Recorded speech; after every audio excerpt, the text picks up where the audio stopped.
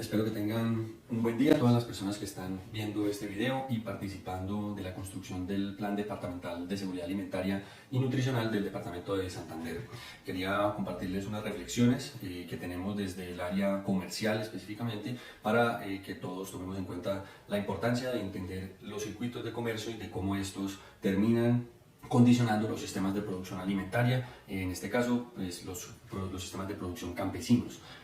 Como primera medida quiero comentarles un poco lo que hemos visto en pandemia, en especial los cierres de los espacios masivos y populares de distribución de alimentos. Todos vimos cómo las plazas de mercado empezaron a cerrar, empezaron a tener restricciones horarias y asimismo los restaurantes que cerraron casi que por completo, muchos restaurantes que pues eran de afluencia masiva y que compraban muchos productos perecederos, les tocó cerrar y digamos que las dinámicas de consumo se pasaron casi que exclusivamente al hogar, ¿no? Por eso empezamos a ver muchos más domicilios y una reducción de los espacios masivos de comercio. Eso llevó a que hubiera un mayor desperdicio de alimentos, a pesar de que nuestro sistema de distribución de alimentos ya de por sí genera mucho desperdicio de perecederos. En este caso, la respuesta de la gente y de los productores fue empezar a hacer algo que se conoce ahora como cosechatones. Todos nos acordamos de la papatón en Boyacá,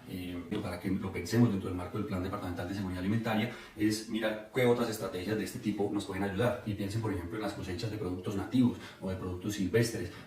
Son productos que normalmente suelen tener un periodo de cosecha muy marcado, muy corto. Estoy hablando de mamones, estoy hablando de zapotes, estoy hablando de guamas, donde nos toca ofrecer la información también al consumidor, porque no es solo con precio que se gana esto, sino que el consumidor se prepare y que pueden vincularse a esas cosechas por temporada, pero para eso necesitamos unos calendarios de cosecha, necesitamos unos sistemas de información en campo que le permitan a los consumidores tomar mejores decisiones. Un espacio de lucha histórica de los campesinos han sido pues las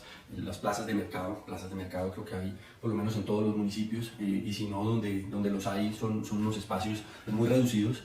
pero igual cada tanto se hacen estos eventos de distribución de alimentos en estos lugares. Lo importante de aquí es que así lo llamemos plazas o patios o lo que sea, hay en cada lugar unos comerciantes que son los encargados de distribuir los alimentos de la central de abastos, pero asimismo en este lugar hay otros actores que son supremamente importantes, que son los campesinos, y que es un espacio resguardado de manera itinerante para ellos, en el cual ellos puedan salir de su vereda, llegar a vender a un lugar y devolverse a la vereda. Esa lógica de entrar y salir no lo pueden hacer los comerciantes porque tienen que estar vendiendo 24/7 o porque tienen esa disposición, pero repetimos, eso creemos que es una falsa libertad. No se trata de ofrecer productos de todas las variedades a toda hora, porque lo que está llevando eso es a que prioricemos los productos de sistemas de producción intensivos, muy probablemente importados, y eso pues, le quita soberanía alimentaria al país, ¿no? Veamos lo que está pasando en este momento con el sector agrícola, cuando los precios están supremamente altos, la tasa de cambio está muy alta y los importados resultan ser muy costosos. Así que si nuestra variedad de consumo está basado pues, en uvas, en manzanas, en peras y todos los otros productos importados, pues en este momento está en riesgo ese consumo por el mismo precio y el mismo valor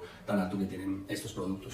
Nosotros creemos que los circuitos cortos ofrecen variedad a precios más estables o más bajos, porque realmente permiten que el consumidor urbano se conecte con lo que está pasando en el campo, y eso hace que pues, se tenga mucho menos desperdicios, ¿no? Lo que creemos y lo que hemos visto es que la coordinación de los actores es vital, y por eso aquí entran también los festivales gastronómicos y entran también la información que se puede dar desde las alcaldías locales para que se empiecen a programar esos consumos y se empiecen asimismo a promocionar esos productos con el fin de que se aumente el consumo. Si se aumenta la demanda, vamos a tener menos desperdicios en fincas y vamos a dejar de escuchar esas historias de que al campesino le sale más barato dejarlo podrir en el árbol que cosecharlo, que es algo que suele ocurrir en el campo. Como vemos en este momento de coyuntura, digamos, de precios altos del dólar, nosotros vemos que hay una situación favorable para los campesinos, específicamente, como les mencionaba, de café y cacao, y en estas bonanzas es que realmente toca ser más estratégicos. Y aquí es importante porque estamos hablando de un plan de seguridad alimentaria para la gente en ciudad y en campo, y nosotros creemos que a pesar de que esto le puede dar una bonanza económica a los productores, pues no, digamos que sabemos que el café y el cacao no son alimentos exclusivamente por lo menos, sino que el grueso de la nutrición está en las frutas y las verduras, pero el sistema de producción, volvemos a lo mismo, varía con respecto a los circuitos de comercio. Luego tenemos que hacer los dos trabajos al mismo tiempo, tenemos que velar porque se hagan unas inversiones apropiadas en estos tiempos de bonanza, pero asimismo se mejore la eficiencia y la calidad del producto sacado y por tanto del sistema de producción, haciéndolo biodiverso, y que esos otros productos que se producen en menor volumen, que igual toman tiempo, que igual los campesinos le invierten o le gastan su tiempo de trabajo, pues tienen que tener una buena salida comercial. Y ahí es donde entra el comercio local y el comercio internacional a jugar un papel importante al mismo tiempo. No podemos dedicarnos a sembrar café, ni podemos dedicarnos a sembrar verduras. Tienen que ser varios cultivos, y esto es también un sistema tradicional de producción campesino. Esto, a pesar de que la ciudad tiene mucho que ofrecerle al campo, pues yo creo que si ahondamos un poco en cómo hacían antes las rotaciones de cultivos los campesinos, pues vamos a ver que eran un sistema mucho más resilientes, y con esta llegada con el tema del calentamiento global y la intensividad del cambio climático, pues nos obliga a tomar medidas de este tipo. Por eso creemos que es supremamente importante retomar esa dualidad del sistema de producción campesino. Está pensando en el mundo,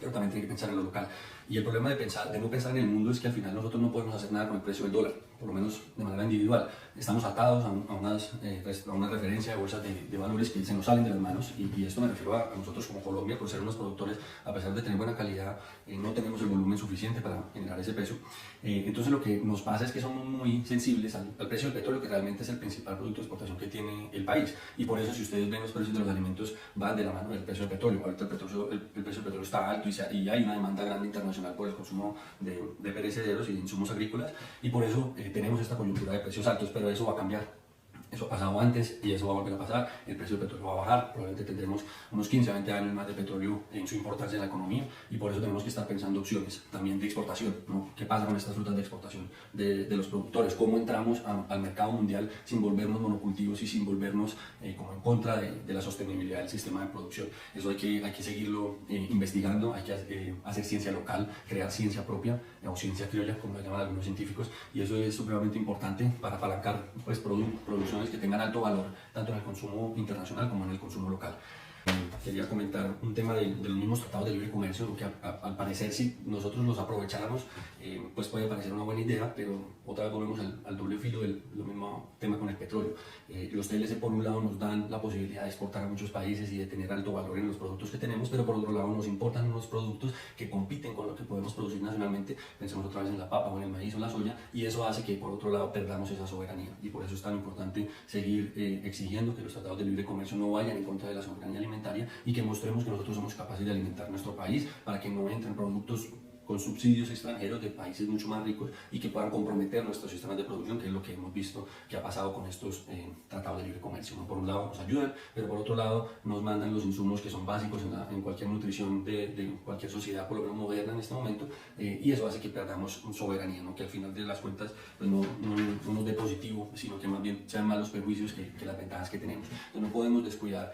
tanto la mejora, digamos, en este desarrollo de industria alimentaria, de cómo hacer para sacar superfoods o algo que llaman como los buenos alimentos, como estas barras de quina, o que si vamos a tomar el azaí o la maca o la moringa, y este tipo de productos que no se tienen que producir en gran escala, sino que precisamente se les hace una transformación, y ese alto valor del producto terminado pues puede resultar ser interesante para un mercado internacional. Hay que llevar el conocimiento a campo, hay que entender cómo le podemos sacar mejor provecho sin concentrarnos en un solo producto, que yo creo que es lo complicado aquí. Y mientras tanto, así como se piensa en el mercado global, pues hay que pensar en el mercado local, hay que pensar en compras públicas, hay que pensar en las jurisdicciones que el año pasado se aprobaron, en el cual el 30% de todas las compras públicas, o sea, todas las compras que se hagan con recursos públicos, tienen que tener un origen de agricultura familiar campesina comunitaria o pequeña propiedad. Pero el punto es cómo certificamos que eso es producción campesina, y ahí es donde empiezan a aparecer estos sellos de garantías participativas, los sellos campesinos, con sellos y certificaciones que las mismas comunidades están realizando, que eso no quiere decir que sean malos, sino que al contrario tienen que ser verificables por el consumidor, que sean abiertas esas certificaciones para que la gente entienda cómo se hacen, y que a través de esa apertura de datos pues se pueda generar confianza, que al final es la que le va a permitir a usted tener una certificación válida o no. Y aquí ya voy para la última parte, que son las tendencias de consumo consciente en las mismas ciudades, y de cómo podemos también aprovechar esto para que tengamos unas mejores producciones y asimismo unos sistemas de producción más biodiversos. Y quería poner un ejemplo que hace poco realmente lo conocí, y es el caso de los vinos naturales. Vino natural, así tal cual se lo venden a usted, y es un vino que no ha pasado por un proceso de industrialización. Pero lo interesante aquí es la valoración de lo artesanal, y de continuar con esa lucha, porque nosotros sabemos que lo artesanal no necesariamente es perjudicial, ¿no? Que es el mismo discurso con el cual prohibieron el guarapo, por ejemplo, las guaraperías, y asimismo han acabado con los patios campesinos con la excusa de que no es salubre, ¿no? Cuando lo que tenemos que hacer es demostrar que todo lo contrario, los fermentos naturales o artesanales, pues son mucho mejores para la salud. Piense, por ejemplo, en el mismo chicha, en el mismo masato, en el mismo guarapo, o las kombuchas, o todos estos nuevos fermentos que realmente son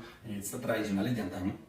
que se están perdiendo por esta regulación. Entonces aquí la invitación es, volvamos a lo artesanal, sigamos en esa lucha, ya el mundo está cambiando y creo que eso también va a ser algo muy importante en un futuro. Tenemos que estar en la jugada, yo sé que es difícil a veces con el tema del INVIMA, pero lo que tiene que pasar es que el INVIMA entienda que los mismos quesos naturales, ¿no? Los quesos de hoja y demás, o los cuajadas, pues no son un problema salubres si se cumplen unos requisitos que serán mucho más laxos que los de la industria por la misma capacidad de inversión que se tiene. Entonces estas tendencias de gastronomía y de consumo consciente pues están siendo